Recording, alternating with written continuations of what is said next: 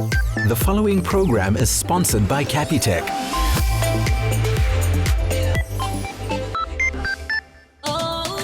Hello and a very warm welcome to the Insider Essay, your guide to living better.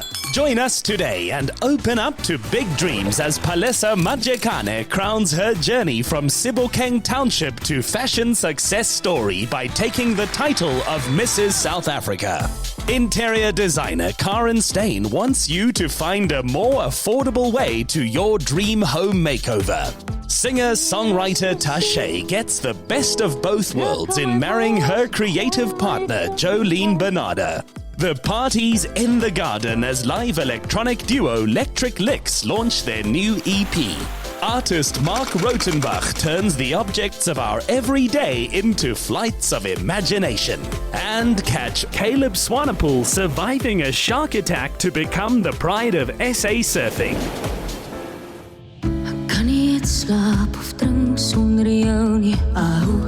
Even the impact of lockdowns couldn't stop this artist continuing to achieve her biggest dreams. Singer-songwriter Tasché, who earned 10 million votes en route to winning a major TV talent show, then went on to record original tracks co-written with her fiancé Jo-Lene Benade. And today, they're married.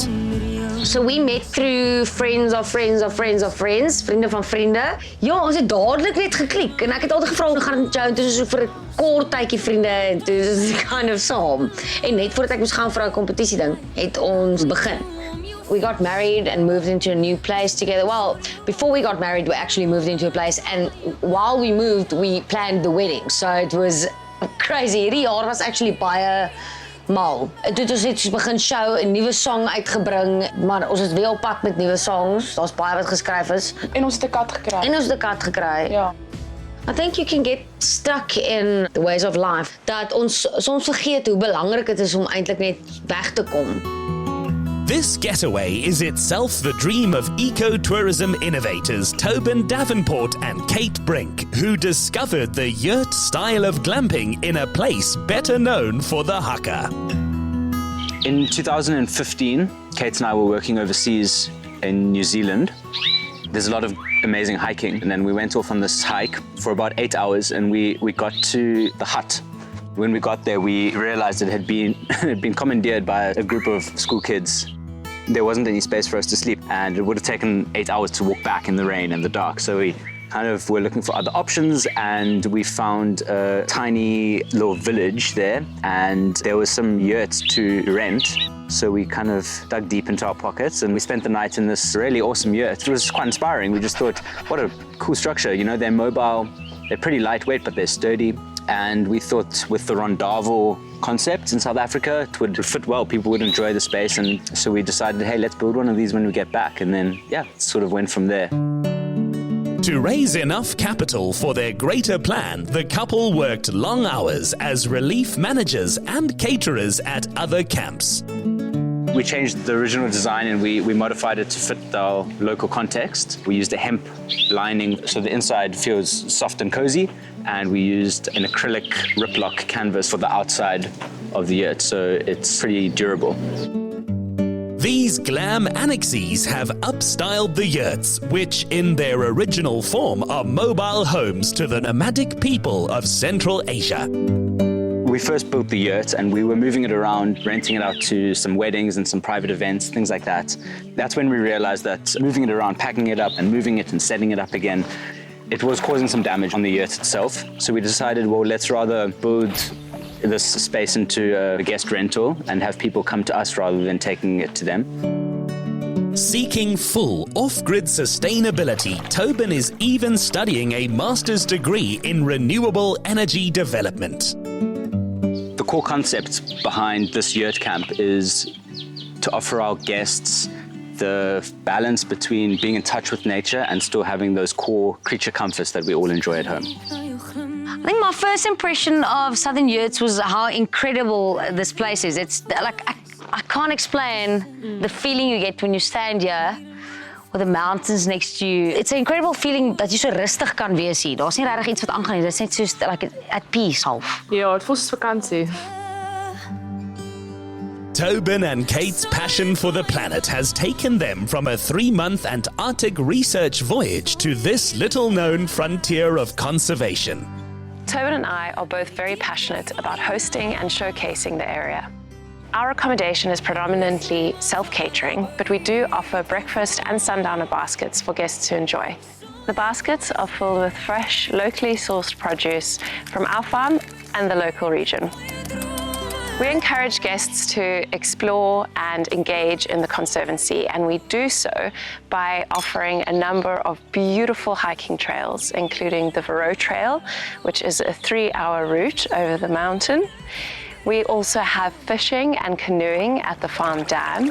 We have beautiful bird watching opportunities in the Conservancy, and we supply binoculars and bird books which guests can either enjoy at their accommodation or take on the trails with them. Tasché has never needed a second invitation to any outdoor adventure, and her guide made it totally worthwhile. Southern Yurts is situated inside the Diep Kloewe Private Nature Reserve. The Diep Kloewe Private Nature Reserve is a 220-hectare plot of land that has been protected and conserved for the last 10 years by owners Tony and Shah. Us, along with them, have been working hard to develop and promote the space as a spot for ecotourism. In the Diep Kloewe Private Nature Reserve, we host a number of different biomes, including the Afromontane forest, the Renosterveld, as well as the Fynbos biomes. The Renosterveld biome is particularly interesting as the majority of the Renosterveld in the Western Cape has been destroyed by monocrop farming. So those few pockets that do remain host a very unique arrangement of plants and animals. For example, there is a species of flower called the spider orchid that was thought to be extinct until it was found on this property. So that blooms once a year, and it's a really special moment. The greater plan is to have 30% of the Earth safe from human interference by 2030, starting here. One of the main driving forces behind us doing the guest accommodation is this nature reserve. So for each guest that comes to stay, 75 Rand from their booking goes towards the Nature Conservancy. Yeah. Just by coming to visit us and stay with us in the accommodation, you're helping to preserve this biome. Tasché's own growth as an artist and human being is one which she credits most to Jo-Lene. Being married to her creative partner only means more opportunity to pen new work together.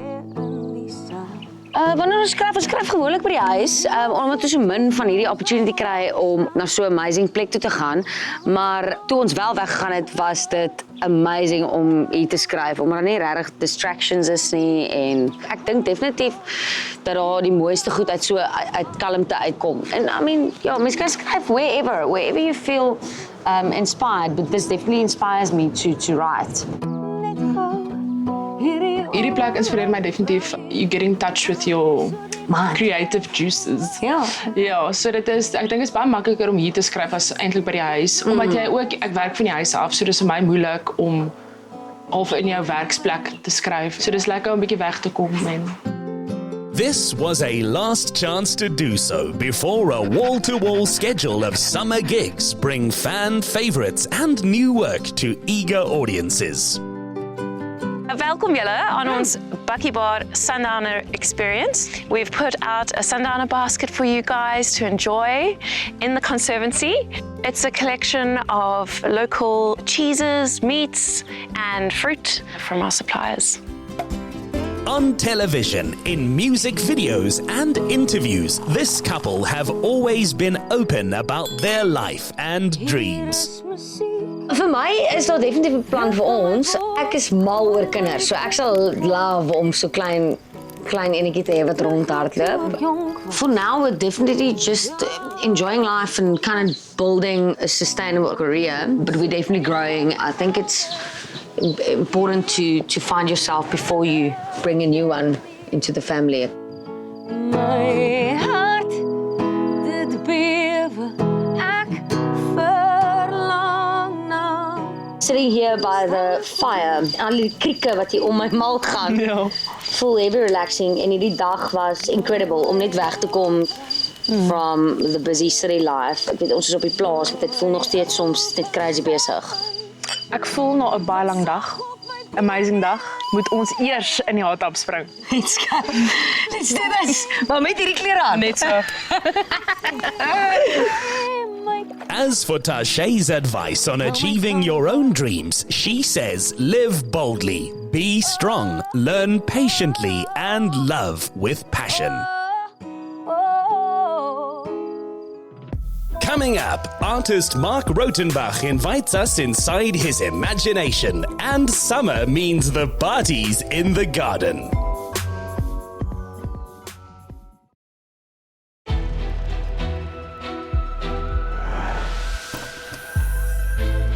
Working from this unassuming home studio, multimedia artist Mark Rotenbach creates pieces which look as enchanting as a dream, but which can also ask the most challenging and necessary of questions. A lot of my work is two-dimensional. It sits on the wall, and I also make sculpture, and then I also do performance, which is socially engaging and more community-orientated. I'm more interested in chance and the unknown and the unexpected revealing itself rather than the known, because the known's kind of boring.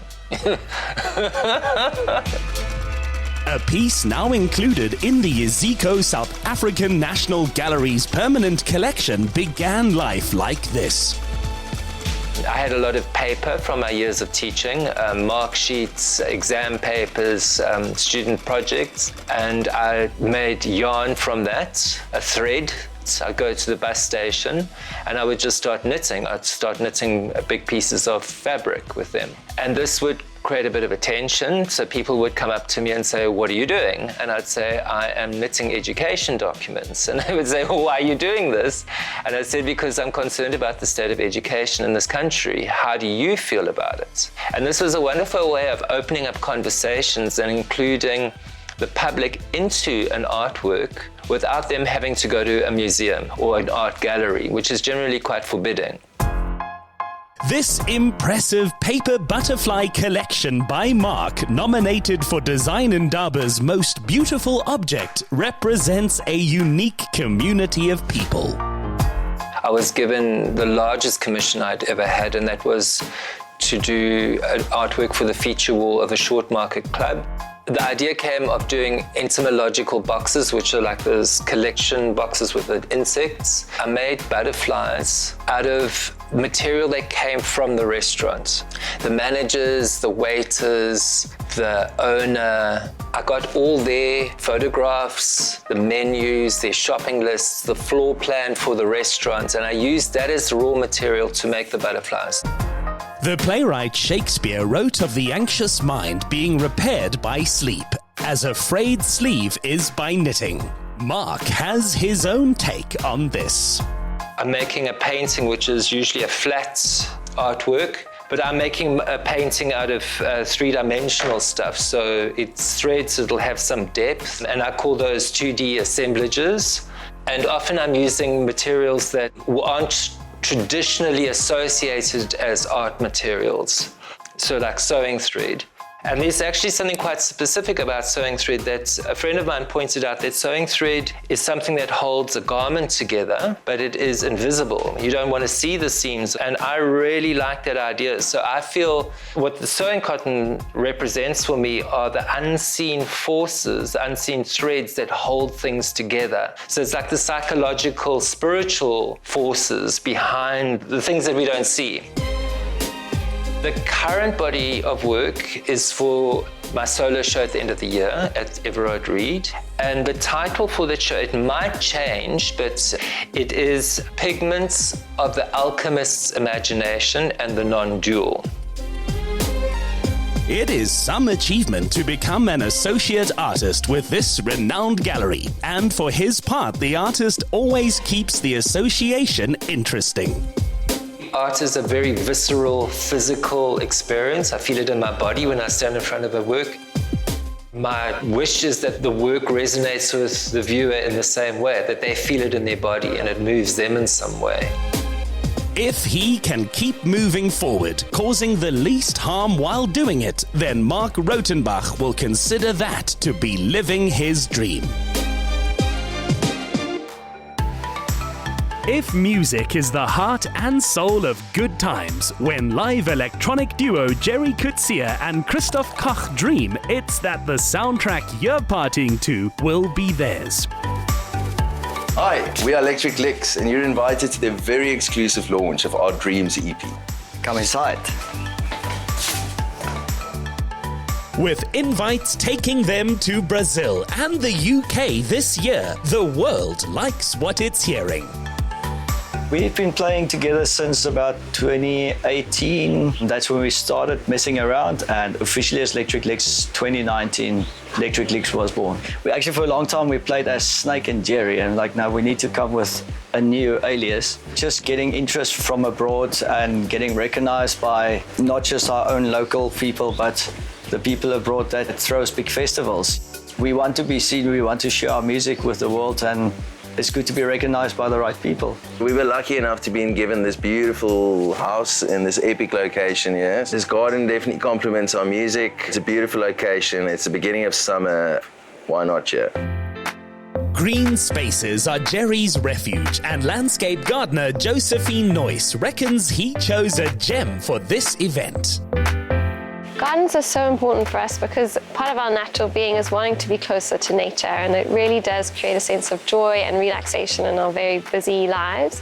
So having your own sanctuary right outside your back door is just invaluable.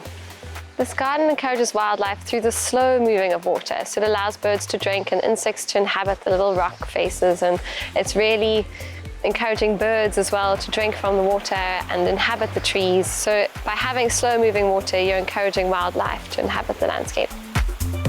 Home after 4 years of eventing on super yachts, Alicia Neetling brings that experience to her dream business of pop-up picnics. The setup we did today is focusing on neutral colors because we don't want to distract from the garden. The theme is botanicals, so we try to stick with plant-based elements, just bringing in some flowers. That's why we brought in also the citrus and some fruit to stick with the theme and be with botanicals and in the nature.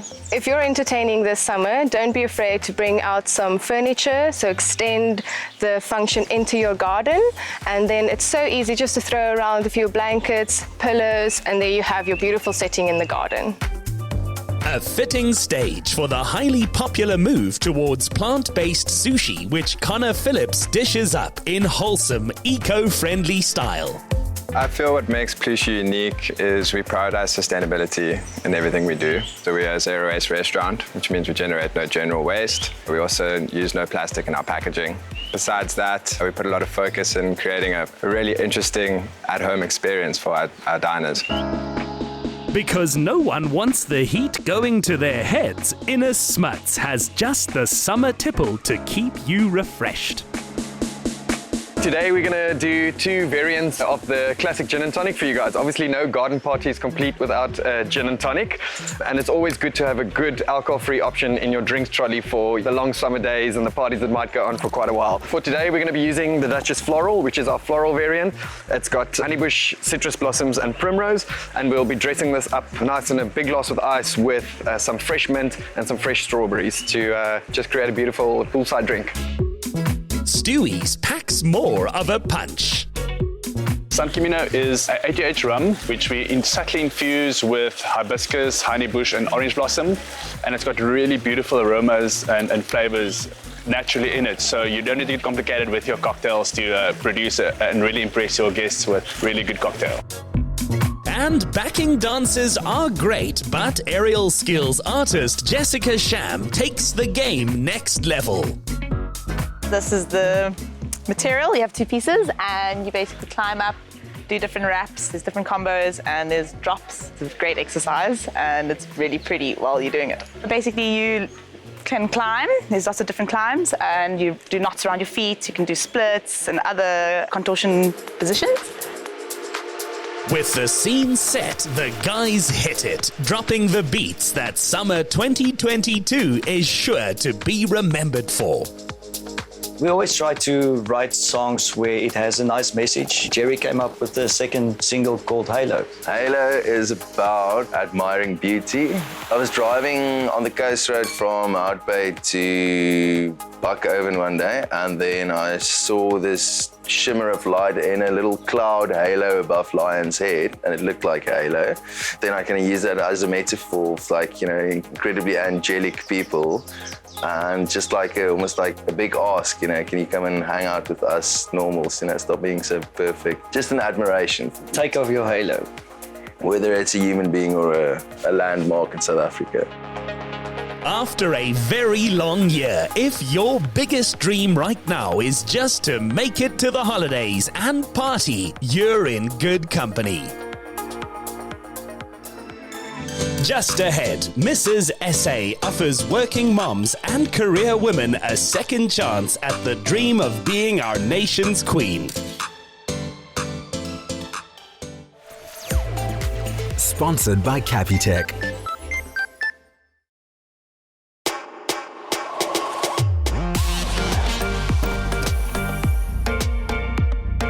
This year's Mrs. South Africa finalists form the strongest field of women. Some with families, some in their mid-20s, others in their mid-50s. The kind of achievers which Judge Storm Johnson has come to expect.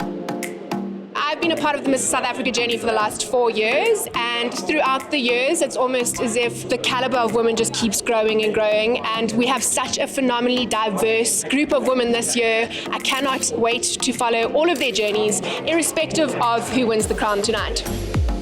The thing that sets the Mrs. South Africa brand apart, I feel, is that we are all about real, relatable women. We are mothers, we are wives, we are businesswomen. We can look really glamorous on a red carpet, but then we go home and we have to tend the kids. And, you know, that really is just the essence of a woman. And, you know, we embrace women of all backgrounds, of all shapes and sizes, as you will see tonight, I'm sure, on stage. And I think that's really what sets us apart as an organization and as a brand. The Mrs. South Africa allows ordinary women to reach extraordinary heights, and obviously then that spills over into our communities as well. So truly remarkable organization, and I'm so grateful to have been able to spend a year as the face and the voice of Mrs. South Africa. It's been an opportunity on hold for entrepreneur and cancer survivor Tasneem Young Norris. As a little girl, I always wanted to enter a pageant in the Miss South Africa. But then, you know, life happens and you grow up and then had the kids and then thought that was the end of it. And then Mrs. South Africa came and it was like having a second chance. It's something I've always wanted. With this platform, I got to also do a lot of outreach work. I did a fundraiser for cancer, I did motivational talks, so I'm really thankful that through this platform, I'm able to make an impact at a higher level. I'm so excited. What it means for me, it means I'm able to inspire young girls from where I come from, and I'm able to stand on a stage as huge as this and represent my culture, represent my people, and basically show them that your dreams are valid. They're mothers, they're educators, people in corporate, people in business. So it's beautiful to see how a woman's got so many different roles that she plays and yet again can still look glamorous and spectacular on stage. I would like to say that I go to gym to keep fit and healthy, but I actually don't. Most of my time is spent running around behind my 2 kids, as well as running 4 jobs over and above the Mrs. SA pageant. So that's what keeps me fit and healthy. I keep fit by going to the gym. I've invested in myself and I've invested into having a personal trainer who is making sure that I'm in the gym at least 3 times in a week. I'm quite excited, quite anxious at the same time. I think it's very important, especially in this final hour, to just connect to self, connect to what this journey has done for me, and just to have a heart of gratitude. For the finalists, we have been given a brief, which is a really nice sultry smoky eye, beautiful skin, obviously, nice natural glow, and then we have a variety of lip changes going from nudes to pinks, and finally ending off with a bold red lip to complement a stunning smoky eye. Today we'll be looking at more of a glorious styles and basically more beautiful, like the Hollywood, like more of a Hollywood glam type of styles. The first look is really more in the Hollywood glam type of vibe, and the second look is high ponies for the fashion style, very high fashion ponies and some low ponies, and the last look will be a couture bun. I love to just internalize and say some prayers and trust that everything will happen for the reason it needs to happen. So I don't have to stress really. What will be will really be.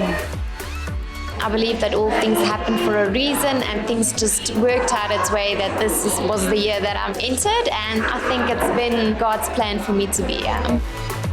I just can't wait to see who the judges have decided is fit to be the queen for 2023. Which was down to a powerhouse bench of judges led by chair of Mrs. South Africa, Matapa Maila. We have a representation from everywhere, from every ethnicity, every size, every height, every profession, because Mrs. South Africa is for every woman. And I think this year more than ever, we've seen that come through. The women of South Africa have an organization like Mrs. South Africa to be able to create a space where they can embrace their true potential. It's a very rare space where women can come together and create unity with one common goal. And that common goal is not the crown. That common ground is growing and evolving together. Words of encouragement to the finalists tonight. They are some of the most extraordinary, worthy women I have had the privilege to meet. And I just want to tell them that life is not about your losses and your wins. It's about your starts and your finishes. And they are finishing strong. As a former Mr. World Africa, doctor and TV presenter, Judge Fezile Mkhize knows his field. A good presentation has a lot of facets, but for me, the key one is that somebody is very confident. I'm able to see their personalities. There's a lot of potential candidates, but I think you can really sell who you are at this pivotal moment by just being you and expressing all the things that you've done through that presentation. What we're looking for in today's presentation is just to get to know the ladies, to see who is behind these beautiful pictures that we see on Instagram, on social media. I think it's vital for us as judges to learn what each lady did throughout the year, what she learned throughout the year, and what she accomplished. As part of the Mrs. South Africa Empowerment Program, they have been tasked with so many initiatives as part of their growth journey. So I'm hoping that that will be reflected, their highlights, because I think it's important that as you take us through your journey, you reflect some of the things that have elevated you in this platform as well. As well as landing the event's coveted social media award, Lecha Nezovic of Midrand finished as second runner-up. I'm feeling so excited. I can't wait to carry on with the journey and to really step into my purpose and, hustle hard. Hlengiwe Sabela's balance of entrepreneurial spirit and family devotion saw her take first runner-up. Out of 100 females, I came second, and it's such an amazing place to be. Which left nerves at fever pitch for MC Katleho Maboy's announcement. Your new Mrs. South Africa is Palesa Matjekane!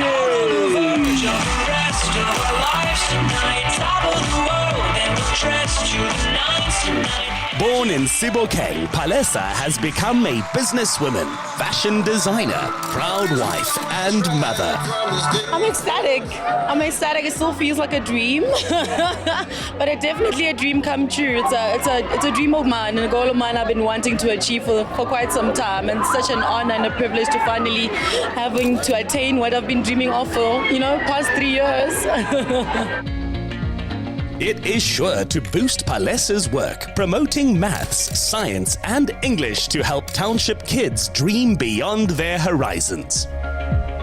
It's been an absolutely spectacular evening celebrating incredible women in South Africa that are like the pillars of our society, who are not just business owners, innovators in their own right, but they're also the pillars of our communities. They plow their hearts and their efforts into our society, help children through their efforts, help women empowerment through their efforts. So for me to be here as an MC celebrating now for the third year, hosting Mrs. South Africa, I mean, it's always a privilege, but it's always even more special every consecutive time. As your Mrs. South Africa 2023, I stand for sisterhood. I want to create a platform where women come together and be the change makers of our country. So I'm going to be intentional about creating platforms for women, to advocating for women. That's definitely what I'm standing for. Mrs. South Africa 2023 recognizes what mothers and wives across the land do on a daily basis to keep the dream alive in their families, our economy, and country. Next up, interior designer Karen Steyn's way to achieve your dream home by taking it one room at a time.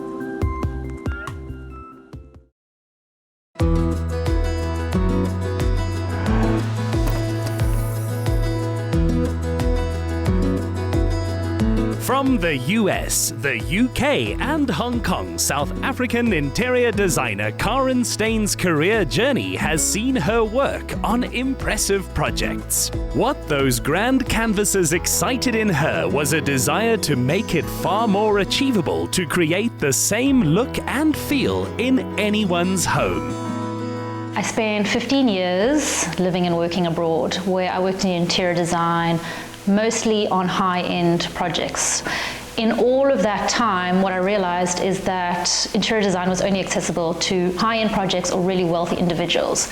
When I came back to South Africa and Cape Town, I decided to start the home studio with the goal of making interior design affordable and approachable to everyone. South Africans are really design savvy, but not all of us have loads of disposable income available to spend on interior design. So the premise of the home studio is that we can break our services down into much smaller bite-size offerings so that people can afford us on smaller projects, even if it's just a living room, and we'll put the concept and plan together for you, and then we hand it over to our client and they can roll it out as and when their budget allows. So they don't have to roll it all out now. It can take them 6 months, it can even take them a year, but at least they've got the plan and they know what they're working towards. It is the ideal approach if, like most of us, you're needing to save towards investing in your home. In any leveling up process, you've got to think of the forward planning.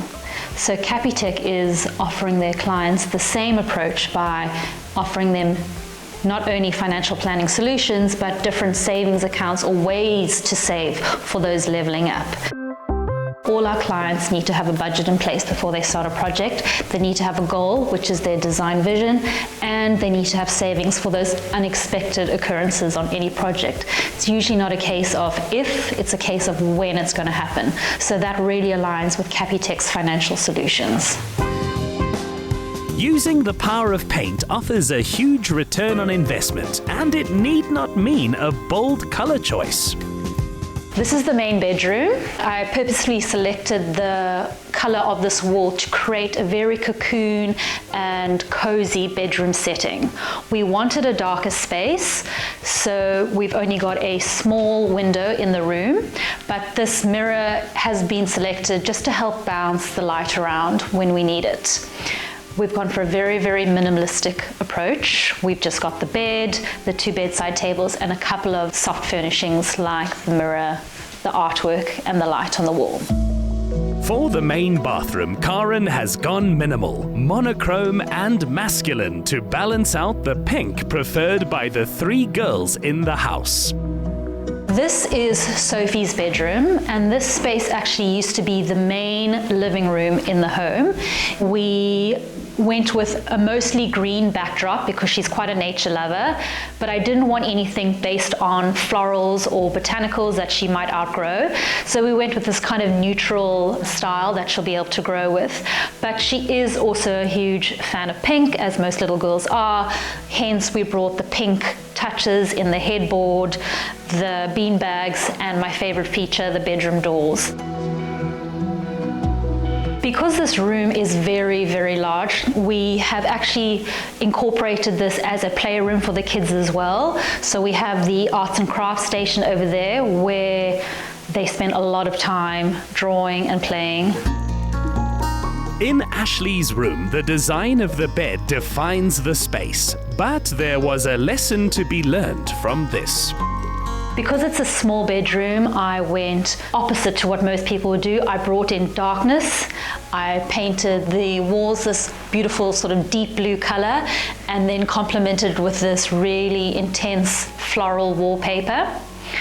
Because Ashley is still quite little, she's got a small bed to the ground, and just to bring in a little bit of interest, we got this teepee bed. This room is where I can give you an example of poor planning, because I bought the bed before I designed the room. So as you can see, it hangs over the windows. In an ideal world, I would never have bought this bed had I known that it was going to interfere with the views. The other elements that I love in this room is the little playhouse for the kids, the great storage for the books, and the large bank of cupboards to house all of their toys and to keep it as minimal as we possibly can given the room. The family bathroom is minimal and white with a feminine feature wall in pink. Then there's Karen's mastery of dark shades and light. This is what we are calling our pajama lounge. It used to be the dining room and living room of the former house, which joined with the kitchen over there. We've created it into one large living space so that we can take in the views of City Bowl and Signal Hill and Lion's Head. Because this room receives so much natural light, I actually went for this really dark color, which I love. I love this sort of darker spaces because it helps absorb all the abundance of light coming into the room. In contrast to that, I brought in this, what I would call the piece de resistance of the room, the herringbone wood floor. We have got this contrasting with the stone of the fireplace and then the beautiful texture of the upholstered sofas. To keep it very clean, to keep it very minimal, we've hung a few pieces of art on the wall and 1 or 2 rugs to really ground the space and the furniture. The biggest part of the project was having the vision to go double story, not by building up, but by turning the downstairs garage and open spaces into this showpiece. For the lower level, we took a bit of a yin and yang approach, making this a much lighter and whiter space than upstairs. This is our combined living, dining, kitchen, playroom space. Ultimately, what I wanted was that indoor-outdoor living. So we created this larger space, but what I was really after was something very minimal and very clean, no clutter. The sofa was designed to create that minimalistic feel. We use this very woven tactile fabric on the upholstery, and this rug especially on the floor is really soft and cushy underfoot. The dining table and chairs are specifically done in wood and leather just to break up that all white setting and just bring a little bit of warmth into the room. From the living area, we go into the kitchen, and to break up the all-white setting, we brought in this grey-green color just to add a little bit of dimension to the space, especially since it's at the back of the room. There's not a lot of natural light in here. We knew that it could take a little bit more depth. As part of the finishes that we select for the space, I went with this off-white quartz countertop as opposed to a stone or a marble. These guys are really family friendly. They don't damage, they don't break. I can spill my red wine here, no problem. It's not going to stain the countertops. On this side, instead of opting for a built-in hob, I went for these built-in cookers, which give the surface a really sort of clean, seamless finish. And when everything is off the counter, there's no clutter. An approach which helps especially with kids. This is our kids' playroom. It looks very neat and tidy. That's because I created this custom joinery to hide all of the toys, all of the mess. It all sits here in these drawers, so that at the end of the day, once it's all happened here on the floor, they can just pack it away. We don't have to see it. Then Karen made a point that she too is quite human.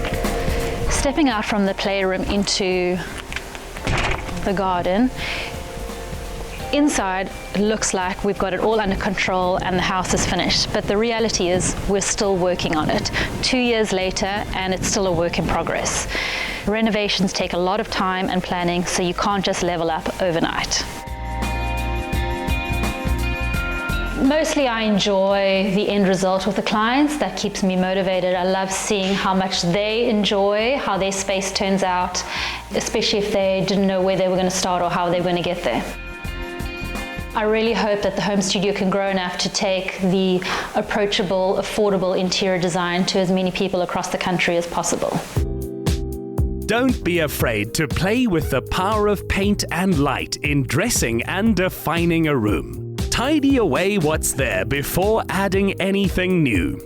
Tell us your achievable home makeover plan to use these tips to greatest effect and stand a chance of winning R1,000. Simply reply to the competition post on the Insider SA social media platforms using hashtag CapitechLiveBetter. T's and C's apply and can be found on the Insider SA website. Still to come, Paralympian Caleb Swanepoel comes back from a shark attack to fulfill his dream of surfing for South Africa. Sponsored by Capitec.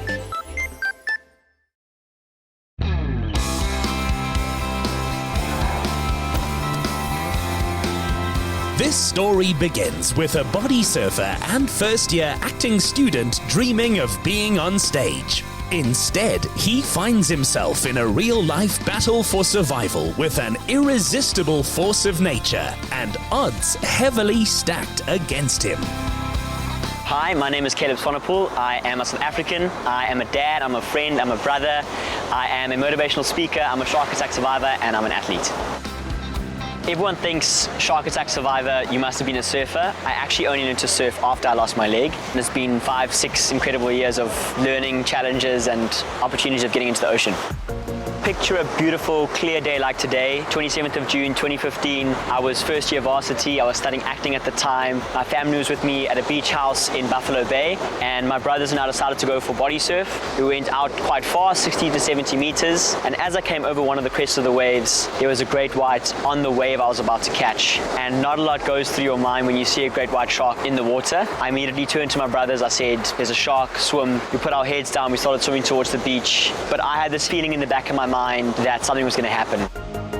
You get that eerie sort of feeling, you know that something's coming, and next thing I knew, something slammed into me. I was pulled under the water. I thought I was going to die. I thought this was my moment. There was a moment when I was under the water. I had a completely out-of-body experience. I was kind of waiting for a white light, for something to happen. I kind of came back out of that, something disconnected, and my leg had been taken off completely above the knee. At that point, the statistics put Caleb's chance of survival at close to 0. I should have bled out in the water. I should have bled out within 2 to 5 minutes. That's what usually happens with an above-knee shark attack. But a miracle happened that day, and my femoral artery actually went into spasm. So I kind of bobbed up like a cork. The shark has got my leg. It swam off somewhere. And my younger brother saw I wasn't next to him. We were just body surfing, so we only had fins and wetsuits. When you find yourself in that position, I think adrenaline kicks in and you just find yourself going back. You don't sit there making a decision, you know, I'm going to go help him, I'm not going to go help him, I'm going to save myself, I'm going to save him. I didn't know what was going on, so I just went back to have a look. I was scared. I mean, that's as simple as that. I said to him, how bad is it? And he said, it's just a scratch, you're going to be fine. He could see my leg was gone, but he knew that he needed to calm me down. He actually made me swim back towards the beach. And just before we got to where we could stand, the shark actually came back. So my brother had to stop us. The shark circled us, it bit into my left leg. So I've got a laceration on my left leg. But my brother was really a huge part of saving my life that day. And everyone on the beach came onto the beach. My mom ran into the water. I fell into her arms, I blacked out. And I woke up with my family around me, lying on a surfboard. They tourniqueted my leg. and they didn't know if this was going to be their last moment with me. From my perspective, I was just taking one breath, breathing in and out, literally just trying to survive. And from there, it's been an interesting, crazy journey of life on one leg, I guess. To get up every morning and face the day, and we all have our challenges. I've got my challenges every morning when I get up, but I think, for the rest of his life, he has to get up and take on the day, and he does it. And he's got a job, and he has a child, and he gets his sport done. So I think it's inspirational to see that he just carries on with life as per normal. It's inspiring for me to see what he has been able to accomplish since the shark attack. Now Caleb and parasurfing coach Tasché are co-designing prosthetic joints to help other amputees surf. We've gone from riding just a stock standard 8-foot mini mile to dropping it down to a 7-foot long surfboard, and now riding an adaptive board that's very much made only for Caleb and utilizing the strength that he has. Tasché has done incredible things for me when it comes to the ocean. She's taught me to read waves. She's taught me how to surf on a surfboard and to also reduce the length of my surfboard, but also how to have fun in the ocean. Competitive surfing can get very stressful. It can be a bit daunting, and she's really taught me how to have fun in the ocean and also use it as a tool to heal. As a shark attack survivor, getting back into the sea sometimes can be scary, and Tash has really helped me with my bravery and with also combating that fear of getting back into the sea. When sailing helped to beat his anxiety, Caleb began to assist Greg Burtish in expanding the program for his Little Optimist initiative. We go into hospitals, into marginalized situations, and we inspire kids to survive and thrive. We do this by painting hospitals, upgrading places of healing and places of education, under-resourced places. And we go and have inspiration days, inspire these kids, and then we bring them out of hospitals, out of the clinics, out of orphanages, out of schools, and we teach them to sail, and we give them this opportunity and show them a whole new world in sailing, and we call it sailing therapy. Today is the Great Optimist Race, and it's all in lieu of fun and creating inspiration for people and for children, and to raise money and awareness. Getting back to his love of the sea and completing his acting degree, this competitor has become quite a philosopher.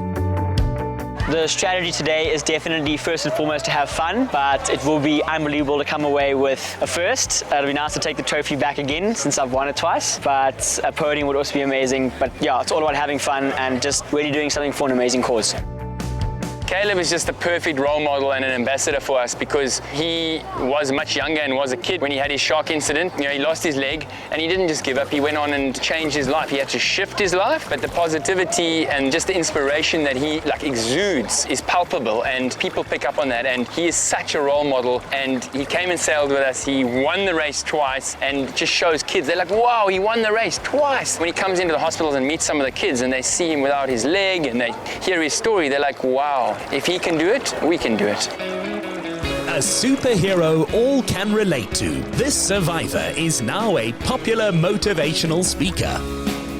Everyone has things that they have to deal with, and I'd rather embrace the challenge and put myself out there and have fun. Adaptive sport's fun. I'm going to World Champs at the end of this year, which is an incredible opportunity to represent South Africa. I would never have thought I'd be representing my country a few years ago, and here I am wearing the green and gold, waving a South African flag in California in the United States, and hopefully bringing back a medal. So wow, just really, really blessed. Already a 3-time South African Paralympic surfing champion, the event that threatened to end all of Caleb Swanepoel's dreams has only made him aim higher, further, and faster.